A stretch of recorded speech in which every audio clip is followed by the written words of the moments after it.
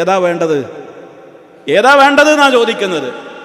റബ്ബിന്റെ തീരുമാനങ്ങൾ എന്തായാലും നമ്മിൽ നടക്കും. ഞാൻ ക്ഷമിച്ചാലും സഹിച്ചില്ലെങ്കിലും അത് കൂലി കിട്ടിക്കൊണ്ട് ക്ഷമിക്കാനാവണോ, കൂലി കിട്ടാതെ നിരാശപ്പെട്ടുകൊണ്ട് റബ്ബിനോട് ദേഷ്യം പിടിച്ചു നടക്കണോ? ഏത് വേണമെന്ന് തീരുമാനിച്ചോളാനാ പറയുന്നത്. ബുദ്ധിയുള്ളവർ ചിന്തിക്കണം. അതുകൊണ്ട് തന്നെ സഹോദരങ്ങളെ, റഹ്മാനായ റബ്ബ് പറയാണ്, നഹ്നു ഖസംനാ ബൈനഹും മഈശതഹും ഫിൽ ഹയാത്തി ദുനിയ. ഈ ഐഹിക ജീവിതത്തിൽ ഓരോ മനുഷ്യനും കിട്ടേണ്ട മഈശത്ത് ഓരോരുത്തർക്കും റബ്ബ് ഇങ്ങനെ കണക്കാക്കിയിരിക്കുകയാണ്.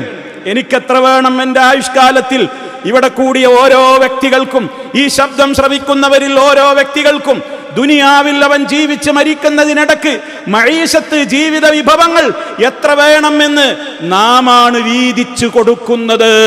അല്ലാഹു പറയാണ്, നാമാണ് വീതിച്ചു കൊടുക്കുന്നത്.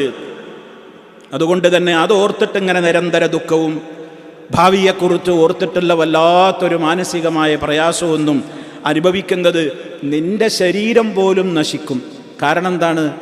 എല്ലാ മനഃശാസ്ത്രജ്ഞന്മാരും പറയുന്നുണ്ട്, മനുഷ്യന് ടെൻഷൻ വരുമ്പോൾ അവൻ്റെ ശരീരത്തിൽ ചില വിപരീത ഹോർമോണുകൾ ഉൽപ്പാദിപ്പിക്കപ്പെടുന്നുണ്ട്.